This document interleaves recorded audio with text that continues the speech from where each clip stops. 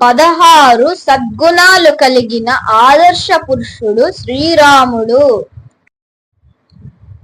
1 గుణవంతుడు, 2 శక్తివంతుడు, 3 ధర్మిజ్ఞుడు, 4 కృతజ్ఞుడు, 5 సత్యవాక్పాలకుడు, 6 దృఢవతుడు, 7 సదాచార సంయుక్తుడు, 8 సర్వభూతహితుడు, 9 విద్వాంసుడు, 10 సమర్థవంతుడు, 11 ప్రియదర్శనుడు, 12 ధైర్యవంతుడు, 13 జితక్రోధుడు, 14 తేజోవంతుడు,